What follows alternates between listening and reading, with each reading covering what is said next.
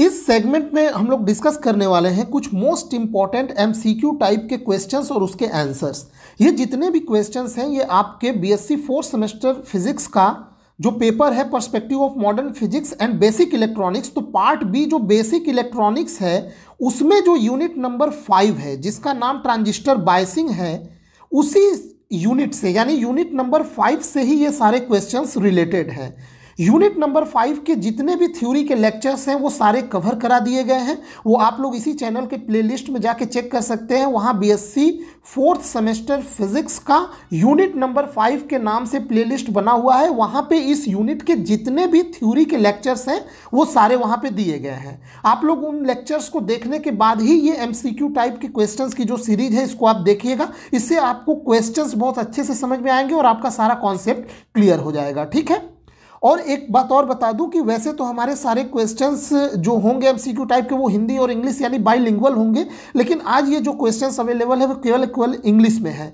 तो ये मैं आपको ट्रांसलेट करके ही बताऊंगा, यानी जो लोग हिंदी से इसको देखना चाहते हैं, समझना चाहते हैं, उनको भी ये वीडियो समझने में कोई भी दिक्कत नहीं होगा। ठीक है। मैं पूरा ट्रांसलेट करके आपको क्वेश्चंस और पूरे कॉन्सेप्ट समझा दूंगा। बाकी आगे के जो सीरीज आएंगे एमसीक्यू टाइप के क्वेश्चंस के वो हिंदी और इंग्लिश दोनों में मैं उसको रखूंगा। ठीक है।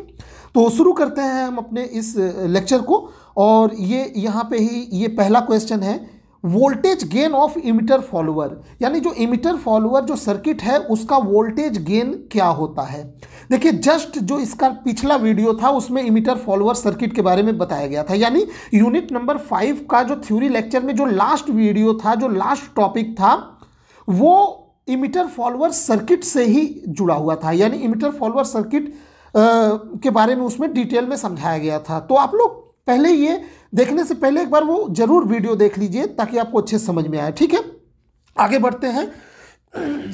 Emitter voltage gain of emitter follower. तो आपको जब मैं इमिटर फॉलोअर सर्किट पढ़ा रहा था तो उसमें मैंने बताया था कि इमिटर फॉलोअर सर्किट को इस प्रकार से डिजाइन किया जाता है कि उसमें वोल्टेज गेन यूनिटी का हो, यानी वोल्टेज गेन 1 का हो या 1 से कम हो, लेकिन 1 से ज़्यादा नहीं होता है। यही इमिटर फॉलोअर सर्किट की खासियत होती है। और भी कई खासियत होती है। जैसे दूसरा प्रश्न देखिए, इसमें बोला है the main use of emitter follower. जो इमिटर फॉलोअर सर्किट होता है उसका मेन यूज, उसका मेन एप्लीकेशन क्या है। तो यही तो उस टॉपिक में समझाया गया है कि जो इमिटर फॉलोअर सर्किट होता है इसका जो सबसे बड़ा एप्लीकेशन होता है वो होता है इम्पीडेंस मैचिंग में। ठीक है। दो डिवाइसों में इम्पीडेंस मैचिंग कराने के लिए ही इमिटर फॉलोअर सर्किट का प्रयोग किया जाता है। ठीक है।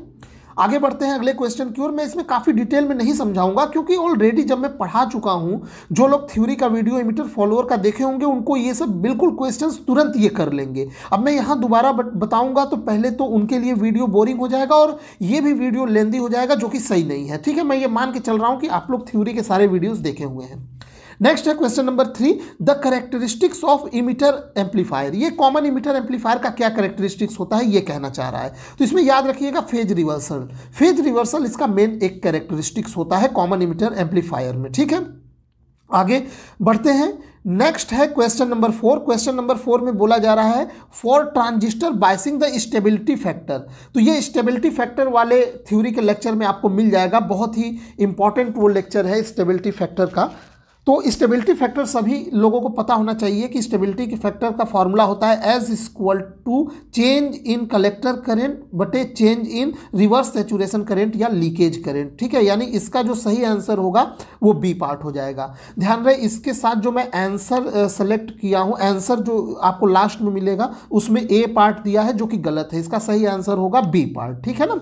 यानी रिवर्स सैचुरेशन करंट या लीकेज करंट में चेंज होने पर कलेक्टर करंट में कितना चेंज होता है, यही स्टेबिलिटी फैक्टर होता है। ठीक है।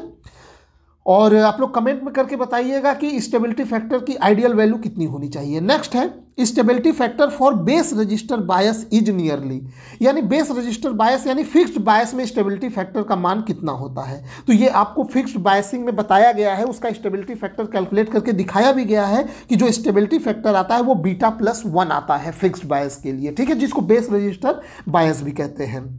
ठीक। इसका भी आंसर गलत दिया हुआ, इसमें बी पार्ट दिया हुआ है। सॉरी शायद ये सही दिया है। ठीक है। 5th का सही दिया है सी पार्ट। β+1 ही इसका आंसर होगा। ठीक है। मैं जो वीडियो में बता रहा हूँ आंसर आप वही देखिएगा। ठीक है। आपको आंसर जो लास्ट में दिया गया है उसको आप क्रॉस वेरीफाई कर लीजिएगा, पर मैं जो बता रहा हूं आप उसी पे ध्यान दीजिए। नेक्स्ट है question number 6, operating point represents. Operating point क्या रिप्रेजेंट करता है? वैल्यू ऑफ आईसी और VC when signal is applied. गलत। ऑपरेटिंग पॉइंट का कॉन्सेप्ट तब आता है जब जीरो सिग्नल अप्लाइड किया हो। सिग्नल आप अप्लाइड करेंगे तो उस समय तो ऑपरेटिंग पॉइंट फ्लक्चुएट करने लगता है, तो जब सिग्नल अप्लाई कर दिया गया हो तब ऑपरेटिंग पॉइंट नहीं, उसका कोई मतलब नहीं। द मैग्नीट्यूड ऑफ सिग्नल, ये भी गलत है। Zero signal value of IC and VC, ये बिल्कुल सही है। आप लोग उस वीडियो को एक बार जरूर जाके देखिएगा। मैं बार बार रिकमेंड करता हूं कि जो ऑपरेटिंग पॉइंट या क्यू पॉइंट वाला जो ट्रांजिस्टर बायसिंग का एक मैंने वीडियो बनाया है, उसमें जो ऑपरेटिंग पॉइंट मैंने समझाया है वो बिल्कुल बेस्ट तरीके से मैंने समझाया है। वो आप लोग एक बार वीडियो जरूर देखिएगा, आपको ऑपरेटिंग पॉइंट से रिलेटेड सारी परेशानी समाप्त हो जाएंगी। तो ऑपरेटिंग पॉइंट क्या होता है? जब जीरो सिग्नल अप्लाई किया हो तो उस समय जो कलेक्टर करंट और जो VCE की वैल्यू होती है वही ऑपरेटिंग पॉइंट होता है। ठीक है, उस समय सिग्नल अप्लाइड नहीं किया जाता है, जीरो सिग्नल पे वो डिफाइंड होता है।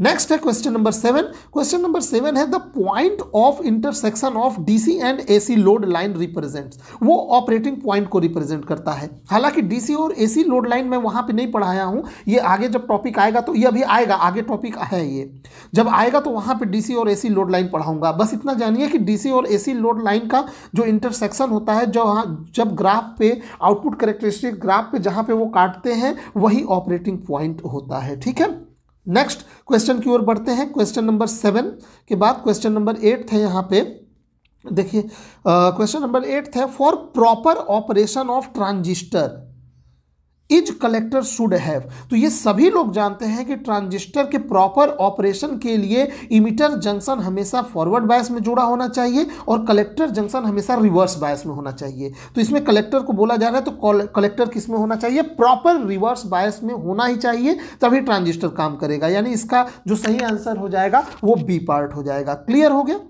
ठीक है, नेक्स्ट है question number 9, transistor biasing is generally provided by. ठीक है, ट्रांजिस्टर का जो बायसिंग है वो किसके द्वारा प्रोवाइड किया जाता है?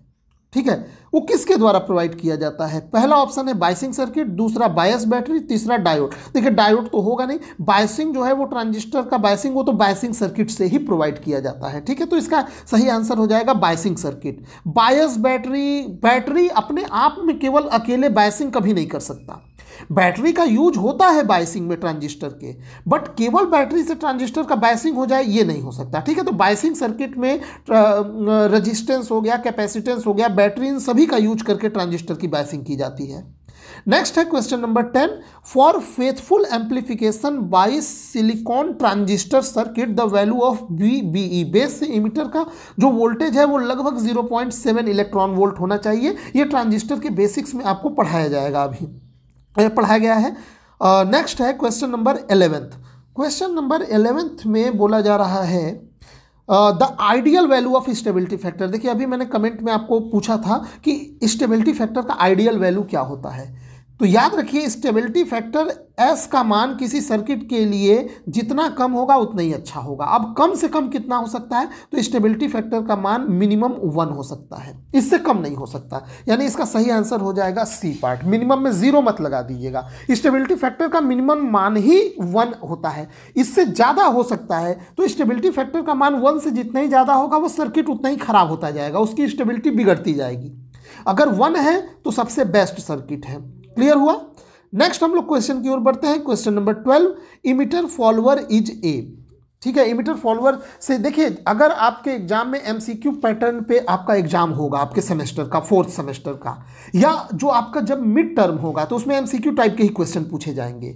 अगर आपके यूनिवर्सिटी में अगर MCQ पैटर्न पे एग्जाम होता है तो ये सारे क्वेश्चंस आपके लिए मोस्ट इंपॉर्टेंट है। ये जितने भी क्वेश्चंस हैं मोस्ट इंपॉर्टेंट है, ये सब रामबाण है आपके एग्जाम के लिए। और जो मिड टर्म होगा उसके लिए तो ये और इम्पॉर्टेंट है। इसके अलावा अगर आपकी यूनिवर्सिटी में रिटन पैटर्न पे एग्जाम होता है तो भी ये क्वेश्चंस आपके लिए बहुत इंपॉर्टेंट है, क्योंकि इससे आपके कॉन्सेप्ट्स क्लियर होंगे। ठीक है, नेक्स्ट क्वेश्चन है 12, इमिटर फॉलोअर इज ए। तो इमिटर फॉलोअर में मैंने ये चिल्ला के बताया था कि जो इमिटर फॉलोअर सर्किट होता है वो निगेटिव करंट फीडबैक एम्पलीफायर होता है। ठीक है, अब हम लोग तो इसमें केवल इतने ही क्वेश्चंस डिस्कस किए गए हैं। ये जो MCQ क्वेश्चंस की सीरीज है ये रुकेगी नहीं, ये यूनिट नंबर 5 का जो एमसीक्यू पैटर्न का सीरीज है, ये बीच बीच में आपको एमसीक्यू पैटर्न के क्वेश्चंस और सब्जेक्टिव क्वेश्चंस भी मिलते रहेंगे, हिंदी और इंग्लिश दोनों बाइलिंगुअल में। ये इंग्लिश में ही केवल मेरे पास था, फिर भी मैंने इसको ट्रांसलेट करके बता दिया, आपको कोई प्रॉब्लम नहीं होगी।